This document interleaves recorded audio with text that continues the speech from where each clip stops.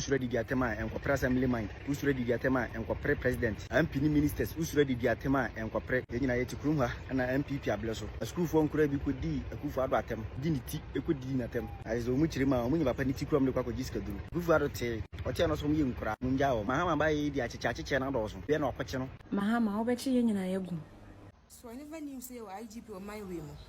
Inti bra kidnapping engine who me na nkrofo ku ye Ghana for ne ye boy IGP na wo hin for IGP police for meji you know na nkrofo ku Nigeria for ye ku ye IGP unity da but no be say IGP corrupt since IGP abechi ni pa no eto comedian no so Ghana for no social media especially TikTokers for no omani abre pass akrodo mu kirem say ade na astatic so Ghana hadam na a culture of silence na omani Mahama IGP nya adwen David omani Mahama enya adwen in fact Omo pin more fire on His Excellency the President John Mahama ene IGP Yohonu. What I say? Na member on tribunal chiro adwen amame e wo comment section. Penyah block media. Me so say ni di mo. Obe like video no that ma subscribe button so ba click bell notification icon for latest update na ba chire wa adwen di amame e wo comment section. Best answer ba so no share for so enya bi ahwe. But back here on April 2019 under Kufuor government there was an issue and Captain Smart and making some kind of wild allegations against the president, the then president Kufuor. Omuko picking up. What I say? Omuko pick Captain Smart up, but he was later released. Emma Obefie. On that issue, no. And this issue communicated with them said there be Ade Kufuor a culture of silence. It's onyai the oye no. Onyai cry or onyai so person come amount for Kasabwa show me onyai sa like onyai sa. And back in 2021, so the same incidents happened, and then a demonstration. Almost started to fix the country demonstration. What I say, fix the country demonstration. And no. Ghana police kobo ban no. Not me for no episode police for no editing tam. What I say, as one person police for no allegation. I say, police for enya woman na omunya de omu pe and say omunya omu de oman kasa epe. Because of that, no can say Kufuor ban the police for aba ebe intimidate protesters no. There's a woman demonstration no. Kufuor by the police about saying here, police, the police is working for Kufuor any other, and also we say the president eba home.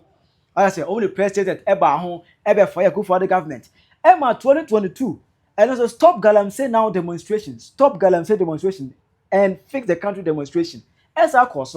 and that demonstration it was such a violent demonstration as compared to the Occupy Jubilee House demonstration called 2024. Similar, it happened in 2022, and also. Police for na ye so munkobo ban no NDC clàsh with them SNI police for no a government machinery or they stop media no and the press from talking any other just say not they were on countless time and on many occasions bashing the then government for culture of silence or much as a ban no a person of silence all the media on person will be criticizing the government any other day but over 2005 from mu ekosia whatever least mistake you make, you will be picked up. Mistake kit to be a sem kit me udiagro. Echo criticize the government udiagra massa. You pick you up this year, who be stick here. Oh, what the boy here, bet you. Then you now could see Abronye, Kwamba for your Abronye VP chairman, and arrest a course soon and see him. I say, that's what police for catching. A class a kit got as I say, I'm finding got 3 police for Kukumaka until Friday near the now Asabijina, Asindibia. I don't judges could have a nameless woman satana nasem. Now, media and some voice them say, Mahama no. A culture of silence, now you say, Omo APGT, you know. Time no more position, no. I don't pay the freedom of the press. No more I do more penno. And no, and almost a person almost silence the media to Mahama. Oh, nyai do no cry, oh, nyai cry, and the empha. Usura di diatema enkopre assemblyman, usura di diatema enkopre president, MP ni ministers, usura di diatema enkopre yenyina yeti kurum ha na MPP ableso. School fo nkura bi kodi akufo ado atem, di ni ti ekodi na tem. Ayezo mu chirima mu nyiba pa ni ti kurum de kwako jiska duru. Akufo ado te, ote no so mu yinkura, mu njao. Mahama ba yi di acheche na do so. Be na okoche no, won se wi kasa pe no ache no. So no ane mba eyi bia wonche wo mo. Be wo man mu na azuka atretin afenyo so obekunu. Azuka ne nam ho. Abronye kodi di IGP atem de makoche no. Abronye se wonye rambu. Enso dan de mana enkrofo eforo ne dan se do omni betwa wofum onimu ni Chinese phone bi ayi onimu ni wofum bi ayi njedwa na dwa na mo tata ne dan ho mu ye ninjas na mo ye vandam hono ahwe ani nya no de don koma politifo adewa bi na na threaten obi kura mpo ne nam hono adewa di obi atam ne ekwache no ayi bi na obi kan no so jese wotan bible se me ba empo me nkyere ne mama nim kamfo no efise de awade do no no na wo kan anim se de agye bia ye ma ne ba odo no o bible ni o ye president e nya to so abase krim sada na e wo so di two trim na ohunu se o ye funu mu banko na ye o ma e mo oman mu ni nyina ipa o mo oman ni mu nyina be ye o ma o se ja sede o ye ni fie no na wo ba be ya ma oman no na obi ye bone na wo kan de hye na obi ye bone na atwe na so de a o ye ba hye bone na o ba tampa sa na tie ke ye hu yi ka wa wo ma e kasa na o ye mfun so na ka wa che no na obi tinchen no de sua nyansa na hu se papa yi ono ane ba kura na wo chi ni ne o yi ni o be kana no atum won kasa MPP time eden na ka Even Taylor ene Captain Smart mo manye didi atem hunu o mi se MPP time sa ne mani bi ko so na echichi bi num de bet enyem wo te se Mahama pensu o ye ni abechew abia na wo opposition na nkofo e kasa ma na o mu didi oyonko atem ne de wo ye din kwa no anka odan de a wo se yetene ke Even Taylor timi didi chief imam otumfo mu nyina atem oba Ghana ha esanse ne party na abetena so nti na man protection security a o garden Abronye de akudi de IGP atem de a machem na medical Canada za me nya politics na me ye bia no kweda na de ato Mahama betena akunya so ade ba ku mienu bi a waye ama mani age ne ho se social media na asi a opese ogu social media na opese oba makwan ma obi a ba kasa no eno aso no so nam na otiti nsem otie na ohwe na ye chia na watene no enyina ye tipuma eti se nkrofo bi abo ma omo ho ano so mo be ko galamsey site aban so mo ko galamsey site galamsey ni bi be hunu bia ye mo ntunku ne enyina dia no ba betum Mahama te ya na sa tax force no mo tete so mo ne ko galamsey site ko kun nkrofo enyina ugu nu asia gwa wo kun nipa wo yi nipa sen asia twitu ko galamsey site gwa wo kun ma ko wo kun ma ne ma be ye janka enkora 13 se 14 mu konya lola nkwanhia o mu nyina wu ya yesi o mu bo mu dakoro panyini bia nkoho enyina dia no betum bi ene ye kan Mahama te ya pe no so ma mpanyifo mo ko yese nkra na wo fo mo bia 100 million aya de eduate no man mu akakra akra ye bekoso oti wei hwe na ye ampa na ye chia na watene no sa na nke nyina ye hwehwe enye nchiche wei kasa no abechine wei kasa no abechine ye fo wei mu man akufu ado ne ba wumi o maso denden di o betena kunya so kasa kire mo no mu ntie ne no mo ti opposition na ba wumi ati ni zuru dollar na ene nam jingon price no mo hwe ho ase na mo nka bi kasa na makwachire ka Even Taylor na pamfo MPP abele so mu di atema kese se na Mahama na wote wo na ye wode ene wa ba power obi fa ya wode ya mo kwachiche wo mo na de watrechi nipa so obi kun ete wo na obi a wadi obi atema kwache ne dia na mpese mo kire sen isi ade mo ne Abronye eyi wo fom na mu di antu anchiri e wone da ho na mo tata ne wo ho se commando mo ye jetli makwata tata obi down anadwobra wada fu ado atem di ankofo di no ya asem ketwa antini baby na do obi be di atema agra wa kwache no ana dey prisons ni dia na yesi musisi dan ni bi ka hu enfa we nchechire oman enipa mu yi mu na moye no MPP fo mo betena kunya so a o member bi di nkwara sema na wache na tum na yenya sasua ama NDC fo NDC nso so tie kunya so na o ma bi tise ka Even Taylor Captain Smart mo no mu didi mpanyifo atem no wache ba ko atum na yenya sasua ama MPP fo na wo ba ye bone dia wuntimi nka na wagya no so na mo firi dia yonko betwa ma obɛfa yawo obɛtele obɛkeka bi akyerɛ wo usura didi atem dia nkɔpre president usura didi atem a nkɔyɛ police ni usura didi atem a assembly man nkɔ stande usura didi atem ho asɛm bible sɛ deɛ wɔtenetene ofedifoɔ no ɛso ani wu na deɛ wɔka abɔnefoɔ anim no enya nkekayɛ enka ofedifoɔ anim na wantan ka wonyansafoɔ anim na wɔbɛdɔw tuo nyansafoɔ fo na wɔbɛkɔ so ahunu nyansa ma Abronye asumunyo no amunya ne dan ho na motaletale sɛ komandofoɔ na ka Even Taylor mpanyinfoɔ atem a wadidie ɔte hɔ na sumudwo no didi da obi anya no hwee anka betunwa mi donya ma afenya ma ko mbe ba election kuro na monjaji se me ana me koka se NDC MPB se ka me ko tu no ba bi ogina na ka ne kwante Swansea ye be ko ba election nka tete ye onu kwase ampa nyini no ko ba kimi ana on cheme eye yewura IGP eye yewura tete ye onu one Ghana Police Service say offensive conduct enti na mu gina so a mo de ache Abronye dia ene na yewura IGP mon ko na mo nsa amara bi because say saadi we a obeka say wo ye corrupt no enu nti na mo akwache Abronye dia ene yewura IGP mon ko na mo nsa amara bi enu ena mu adidi mu ane achichia NDC eyewura John Mahama Mahama mamu ye odi abayi achichia obi ka na ase mu social media yakwachi no we ye se yakwachi no ye wo Ghana ha ene na anu ya ba election eye chief azoka esesem kokoto minority leader ewo hono mu a enkoba me ye ba election wo dukuru na police for gina ho live on what radio ni TV so among for TikTok nyana live ye timi kwa invite no enya no nwa se na no yewura John Mahama ni DJ focus hia ye obusa se omo ye blogging no omo so ye journalist ana yewra John Dramani Mahama sa asem ye o kan no na ese nka o direct to Kevin Taylor on the betuma you ano abra na wo benefit no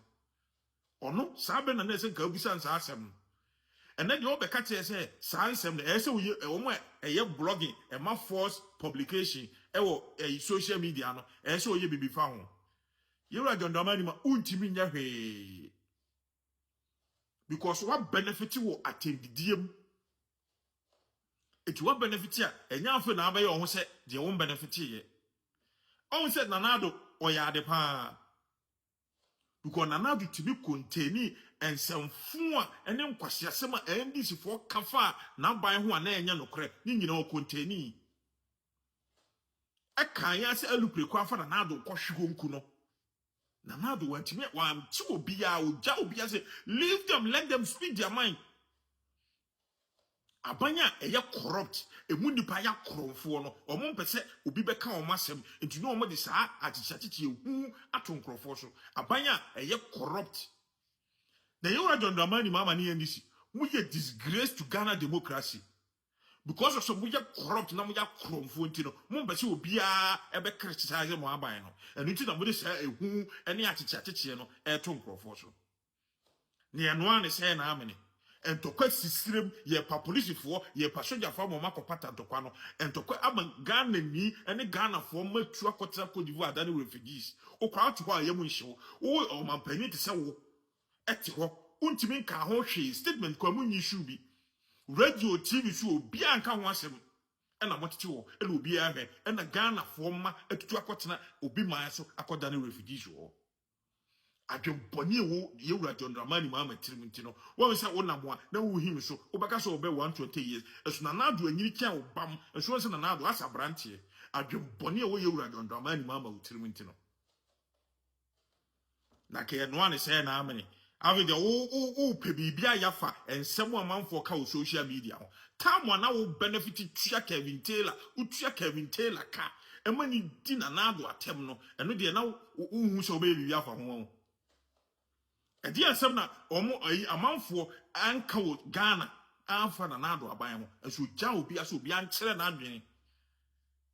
obi a democracy na obi ankyere na adwene e ba ne se na ade oba ya wa start achichi enam so wo ye corrupt wa ban no emu nipa nya ye corrupt akromfo nti no o di ehu tonkrofo so yera mama se ye no wo mfie emiensa edi ye ni no afi na abati wasumgumbe eti ne aboa ho ene aboa ho papa na afi na abati wasum ensem because atendidi wa benefit wo ho eti nena mo bachiche nkrofo na ai remo acha wo ye hwan IGP na ankasa nkwa wo ye hwan a ese obi kana asem a wokoche no IGP wo ye hwan obi kana asem a ese ye koche no wo ye corrupt oka odika because niema wo ye nyina ache se wo ye corrupt krono na NDC fo dia elu bi na aye na mse maka musa IGP wani mo nyama wanya wo police adwuma mu mfe ubema NDC fo nkwalawi amu wanim ebegu ase ama wo adwuma waye bese mfie aduana ni nyina ebeba 0 mido bibia ase oba so anu ahya ma anu aso nya bi ati Mahama obechi ye nyina yegu Ghana mampeni obechi ye nyina na because wo chichi ile anu odin yo wachichi achichi idi anu odin like so be abo wa obechem o just say you the back akra ye nyina ye ba akodam because ye nka ya nuntu ye ba kasa because achichi no do so o ma ye nkasa kora ma ye nchire ya adwen ye express ye ma ye express ye mimze Ghana a free speech ana wotwem ade ma ye hu na ye kase ye hu se ye ze nkasa be ka ye no to because So I never knew say IGP on my way mo. Inti bra kidnapping engine hu me na nkofu ku ye Ghana for ne ye boy IGP na wo hin for IGP police for meji you know na nkofu ku Nigeria for we ku ye IGP unity da but no be say IGP corrupt since IGP abechi ni pan Into my bank crown into IGP reputation here name my like bamboo. Come on, it's IGP now grow my parents na your boarding, but be so your crop is about nipa crop. But brand ye kunya ye body free IGP ye who IGP.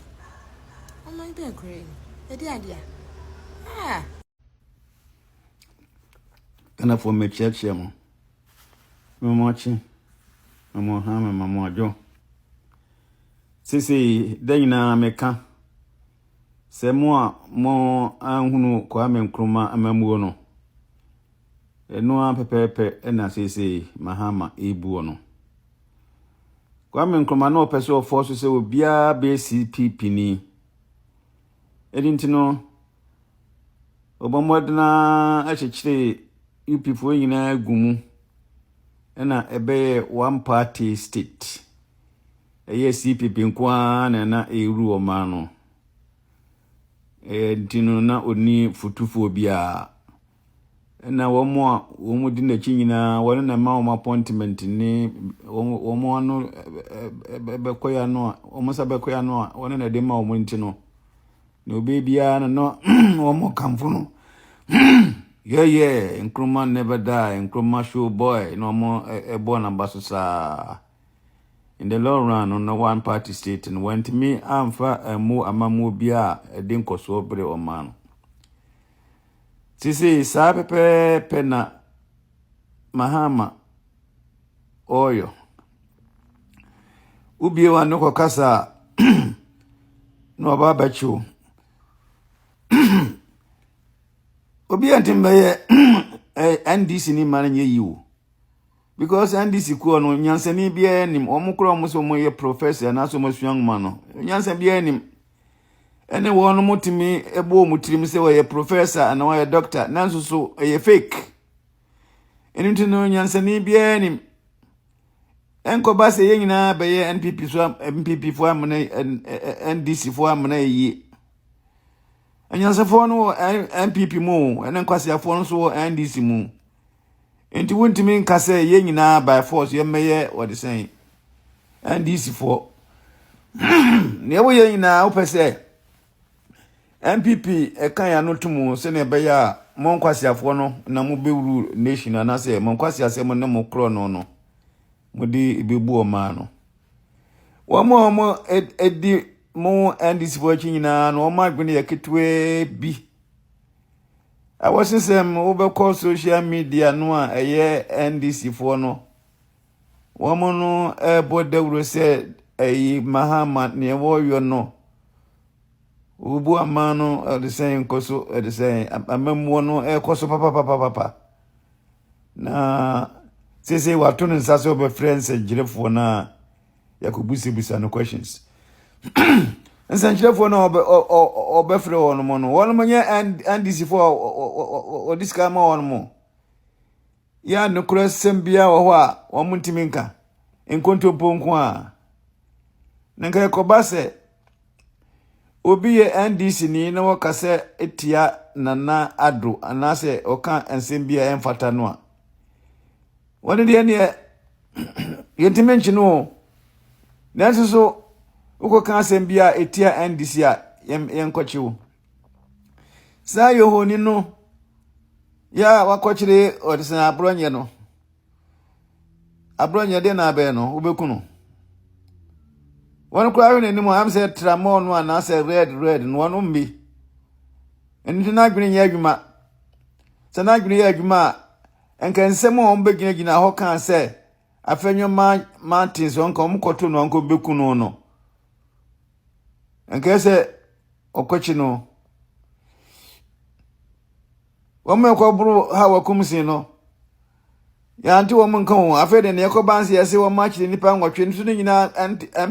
NDC for enkontombo for wo machi obia eno anse so machi obia wo mo ya mfo no muduna ma yantimi amfa hankopu bia ango bia ansa tisenia wo mpeso mugu Abronye ni masia na se kochire NPP nia omrinsa abanka ba na se hankofo agu omunse na we na oya moye ne be ma makoma ne omatumu anase mbotimi adwo omkra firi omunse mu eye mo anim gwase Monim gwase de mbe bia no yanke anu ntumu da. Because kwasi afford say mo muntimi mefa o ma no ense no. Sese abusumi enkunu yesi abosun amu akobọ nko a ye 20 billion. Mun yakwan Musisi hospitals. Enkura no a omo ewo odisen school mu no muntimi emfa odisen aduane papa bia mo muni. Sika no mo de yeden. Na du sika otwato ho ewo nurses ya ne yafa wo no mo ne adwumayefo ano mo ho no a mo be stop wo mu nyina sika no efa hene. Say oil scan so de na mde bayo na de no de hwe o de say enkora no school na say mo boa no ya mo nyire mo ho na mo moa no na mo nwia sika no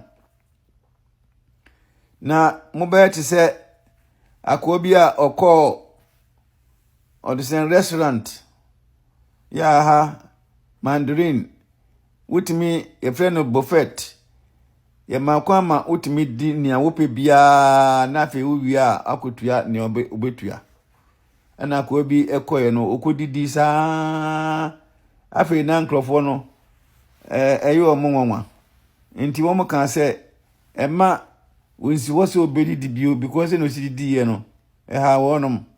ehwa na wasan request se ema no pano eno mo de pano no ema no a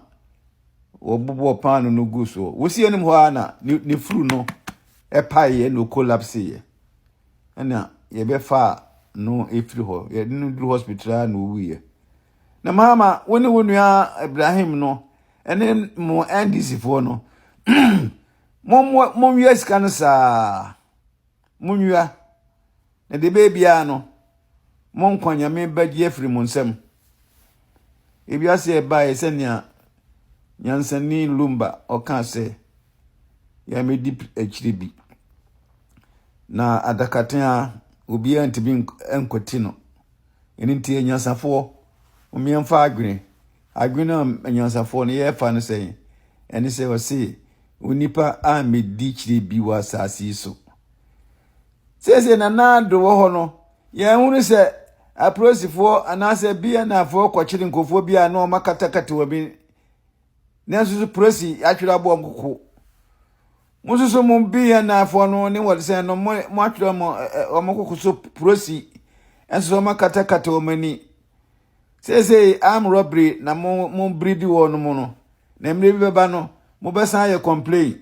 Munim se mo am robbery na mo bridi no omo abesan tiesi mo so tisania akofa giata na ne nkora abiri mo ma na mreke anu ma na fi wonyini ne lonrano no no atiesi so no wakum in the long run set bia mo am robbery no a mo de bridi wo mo no mo so de besi mo won se mo yi 24 hour economy no mo ma kwan ma am robbers atimi anyini wo omanum na Ghana fo anhuru nyansa yedi esum anase dumso eye 24 hour economy man ye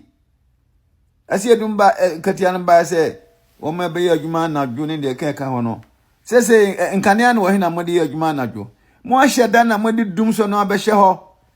ene sika ese nka mo de eso kania no mo chegu mo botom na mo chegu mo botom na mo wieye ni mo be bia no mo bebu hu konta mo wieye na mbohunu na wo Mahama wo be complain say atemdide na doso wo timi gina simbia so didi na nado atem tabin kabin teda mo na mo man sika e man didi na adesai na nado bawumia ni NPP fo ne otumfo atem ene mo agya no onam ho mo ankochi no na Abronye Dc Yohonu se ne mpabo mo bonya mo akwachi no sese selective justice na mo ye no atemu no ho mamo mo wie ye da ho na ndakatia o obi antimi nkwati nipa wie na hia na mo fi se one party would send on person mugum MP pena nyame bemna akoso mo pese mo se asante no nyame ma no nkoso nyame ma no nkoso mo wieye ne hia Mahama